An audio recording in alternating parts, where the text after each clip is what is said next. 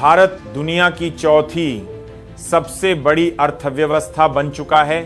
TV anchor तालियां बजा रहे हैं, ग्राफिक्स में इंडिया उड़ रहा है, बैकग्राउंड में देशभक्ति वाला म्यूजिक तैयार और आपसे कहा जा रहा है गर्व करो। लेकिन क्या वाकई गर्व होता है या फिर कहीं ना कहीं ये सवाल गहराई से चुभता है, इस तरक्की में मेरा क्या हिस्सा है? क्योंकि सच्चाई ये है कि जितनी तेजी से देश की जीडीपी ऊपर गई है, उससे तेजी से आपकी जेब खाली हुई है। जीडीपी का ग्राफ ऊपर गया लेकिन आपकी प्लेट से दाल गायब हो गई। सरकार कहती है भारत 5 ट्रिलियन इकोनॉमी बनने वाला है, लेकिन दुकान वाला दही 10 रुपए महंगा कर देता है और कहता है भैया इन्फ्लेशन है। लगता है अर्थव्यवस्था इतनी ऊपर चली गई है कि आम आदमी की पहुंच से ही बाहर हो गई है। आप लाइन में खड़े हैं, महंगाई के बिल भर रहे हैं, बेरोजगारी की चिंता में घुल रहे हैं और वहीं सरकार डेटा में शाइन कर रही है। देश का विकास अब एड में आता है, मेट्रो स्टेशन पर बैठा बेरोजगार उसमें नहीं आता। न्यूज चैनल कहता है भारत चमक रहा है और किसान सोचता है कहां भाई, मेरे खेत में तो बिजली भी नहीं आई। अब आप बताओ ये जीडीपी असली है या गोदी डीपी? देश आगे बढ़ रहा है या सिर्फ अमीरों की बैलेंस शीट? हर शाम ठीक 9 बजे आपके टीवी पर एक पवित्र कर्मकांड शुरू होता है। बैंड बाजे के साथ स्टूडियो में एंकर आता है, चेहरा तना होता है, आवाज में वीर रस भरा होता है और पहला वाक्य कुछ ऐसा होता है, आज की बड़ी बहस, क्या भारत दुनिया का सिरमौर बन चुका है? अब पैनल में क्या होता है ये तो आपने कई बार देखा होगा। 4 भाजपा प्रवक्ता जो हर मुद्दे को मोदी है तो मुमकिन है से शुरू करते हैं और राहुल गांधी की शर्ट पर आकर खत्म कर देते हैं। एक नकली एक्सपर्ट जो एंकर की हाँ में हाँ मिलाते हुए बोलता है देखिए विपक्ष मुद्दा भटका रहा है, और एक बेचारा विपक्षी नेता जो बोलने की कोशिश करता है तो माइक म्यूट कर दिया जाता है या एंकर चिल्लाकर कहता है पहले मुझे सुनिए, आप सवाल का जवाब दीजिए। सवाल? अरे वो तो अब स्टूडियो में पैदा ही नहीं होते। एंकर अब पत्रकार नहीं, सत्ताधारी पार्टी का आधिकारिक प्रवक्ता बन चुका है, जिसकी डिक्शनरी में बेरोजगारी, महंगाई, भ्रष्टाचार जैसे शब्द एंटी नेशनल मान लिए गए हैं। किसान आत्महत्या करता है, लेकिन टीवी पर खबर होती है बॉलीवुड एक्ट्रेस की नई साड़ी कितनी खूबसूरत है। बेरोजगारी चरम पर है, लेकिन डिबेट होती है क्या भारत चांद से आगे मंगल पर तिरंगा लहराने वाला पहला देश बनेगा? कभी कभी लगता है कि यह न्यूज चैनल नहीं, रियलिटी शो है, जहां टीआरपी के लिए हर तर्क को तोड़ा मरोड़ा जाता है। और भाई अगर टीआरपी गिर रही हो तो पाकिस्तान को गाली दो, राहुल गांधी की पुरानी क्लिप चलाओ, मुस्लिम टोपी में किसी को नाचते हुए दिखाओ, किसी विश्वविद्यालय के छात्र को देशद्रोही बता दो। टीआरपी फिर से ऊंची। ये मीडिया नहीं, एक नकली युद्ध का अखाड़ा है जिसमें सच्चाई सबसे पहले शहीद होती है। झारखंड से लेकर जम्मू तक किसी गांव में आदिवासी भूख से मर जाए तो उसे दिखाने से पहले एंकर पूछता है क्या इससे सरकार की छवि खराब तो नहीं होगी? और फिर एक हेडलाइन उछलती है झारखंड में विकास की बयार। हकीकत यह है कि गोदी मीडिया अब पत्रकारिता नहीं करता, वो सिर्फ सत्ता के जूते पॉलिश करता है और दर्शकों के दिमाग को लगातार वॉश करता है।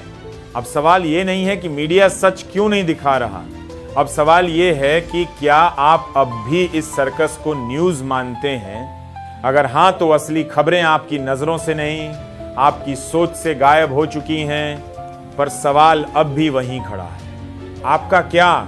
देश के विकास में आप कहां हैं? टीवी पर देश चमक रहा है, जीडीपी उड़ रही है, सड़कों की लंबाई के आंकड़े गिना दिए जाते हैं, पर क्या आपके बेटे को नौकरी मिली? या वो अभी भी इंटरनेट पर सरकारी वैकेंसी कब आएगी सर्च कर रहा है? क्या आपकी मां की दवाइयां सस्ती हुई? या फिर हर महीने मेडिकल की पर्ची देखकर आप अपनी जरूरतों की लिस्ट काटते हैं? क्या आपके गांव में पानी आया? या फिर अब भी हर गर्मी में टंकी के नीचे घंटों लाइन लगानी पड़ती है और नेता सिर्फ वादों का नल खोलकर भाग जाता है? क्या आपकी आवाज सुनी गई? या फिर सिर्फ मंत्री जी के बंगले तक पाइपलाइन बिछी, एसी लगा, माली आया और आपके हिस्से आई सिर्फ चुप्पी। हर चुनाव से पहले कहा गया अच्छे दिन आएंगे और हर बार अच्छे दिन किसी और के खाते में चले गए। क्या यही विकास है जहां करोड़ों बेरोजगार सिर्फ कोचिंग सेंटर और यूट्यूब पर जीते हैं, जहां किसानों की लाशें सूखती जमीन पर गिरती हैं और सरकार ऑन पेपर बम्पर फसल बता देती है, जहां गैस सिलेंडर को हाथ लगाने से पहले लोग सोचना पड़ता है रोटी पकाएं या सपने। बोलिए ना, किसे मिला ये विकास, या ये विकास भी किसी प्राइवेट लिमिटेड इंडिया का प्रोजेक्ट बनकर रह गया है?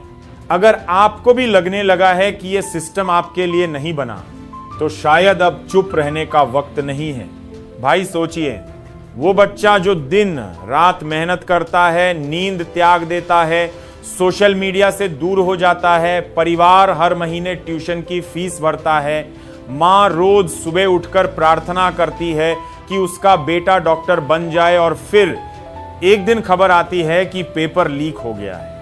वो मेहनत गई पानी में, वो सपना टूटा एक झटके में। नीट 2024 पेपर लीक कांड ने पूरे देश के करोड़ों छात्रों के भविष्य को चौराहे पर लाकर खड़ा कर दिया है। और सबसे बड़ा सवाल ये है, ये लीक सिर्फ पेपर का हुआ है या सिस्टम का? क्या एनटीए जैसी संस्था अब भरोसे के लायक बची है? क्यों हर साल कोई ना कोई एग्जाम लीक होता है, सीबीआई से जांच की बात होती है पर नतीजा जीरो। सरकार सिर्फ ट्वीट करती है लेकिन दोषी को सजा नहीं मिलती। शिक्षा बिक रही है, करियर जल रहा है और सरकार मौन है। क्या अब मेहनत का कोई मोल नहीं? क्या अब डिग्री सिर्फ पैसे और पावर वालों की जागीर बन गई है? राम का नाम लो, सत्ता तुम्हारी, लेकिन राम का नाम लो और सवाल पूछो तो तुम देशद्रोही। यही आज की राजनीति है। राम मंदिर बन गया ठीक है, पर क्या राम राज्य आया? क्या उस मंदिर के साथ बेरोजगारी भी खत्म हो गई? क्या राम की नगरी में हर गरीब के घर रोटी पहुंच गई? नहीं, क्योंकि राम मंदिर अब एक आस्था नहीं, एक चुनावी हथियार बन गया है। हर चुनाव से पहले उसकी याद आती है, हर हार के बाद उसकी राजनीति शुरू होती है। करोड़ों रुपए लगाए गए मंदिर पर, लेकिन सरकारी अस्पताल में आज भी दवाएं नहीं मिलती। सरकारी स्कूल में शिक्षक नहीं है, लेकिन मंदिर में 24/7 कैमरे लगे हैं। क्या भगवान को भी अब सिर्फ वोट बैंक बना दिया गया है? राम का नाम राजनीति की भीड़ में खो गया है और आम आदमी की आस्था अब सत्ता के हाथों बंधक बन चुकी है। कभी आपने सोचा है कि कैसे एक बिजनेसमैन कुछ ही सालों में एशिया का सबसे अमीर आदमी बन जाता है? कैसे LIC, SBI जैसी देश की सबसे बड़ी संस्थाएं अपनी जनता की गाढ़ी कमाई को अडानी ग्रुप में झोंक देती हैं? और जब सवाल उठते हैं तो मीडिया चुप, क्योंकि ये मित्रकाल है, लोकतंत्र नहीं। राहुल गांधी ने संसद में अडानी का नाम लिया और फिर क्या हुआ? संसद सस्पेंड। राहुल की सदस्यता रद्द क्यों? क्योंकि उन्होंने वो सच बोला जो सत्ता नहीं सुनना चाहती। SEBI जांच की बात होती है पर रिपोर्ट दबा दी जाती है, और फिर यही आदमी मोदी के विदेश दौरों में उनके साथ फोटो खिंचवाता है, डील करता है। ये बिजनेस नहीं, ये गठजोड़ है धन और सत्ता का। आम जनता की कमाई डूबती है, लेकिन किसी मंत्री की एक प्रेस कॉन्फ्रेंस नहीं होती। क्यों? क्योंकि यहां हर पूंजीपति के पीछे एक नेता खड़ा है। 2019 में पूरे देश को बताया गया, हमने कश्मीर को आजाद कर दिया है, अनुच्छेद 370 हट गया, अब कश्मीर भारत के दिल में पूरी तरह से शामिल हो गया है। लेकिन क्या वाकई ऐसा हुआ? आज भी कश्मीर में विधानसभा चुनाव नहीं हुए, वहां का आम नागरिक आज भी डर के साए में जीता है। इंटरनेट बंद, पत्रकारों की निगरानी और लोकतंत्र सिर्फ फाइलों में। क्या यह नया भारत है या छुपा हुआ आपातकाल? सरकार कहती है सब शांत है, लेकिन वो शांति कब्रिस्तान जैसी है। 370 हटाना अगर लोकतंत्र का हिस्सा था तो आज भी वहां वोट क्यों नहीं? क्यों वहां का नौजवान बेरोजगारी से जूझ रहा है और दिल्ली में बैठे नेता भाषण दे रहे हैं? अगर कश्मीर भारत का हिस्सा है तो फिर वहां भी हर राज्य की तरह चुनाव क्यों नहीं हो रहे? ये सवाल अब जरूरी है, क्योंकि जब लोकतंत्र सीमित हो जाए तो राष्ट्रवाद सिर्फ नारा बन जाता है।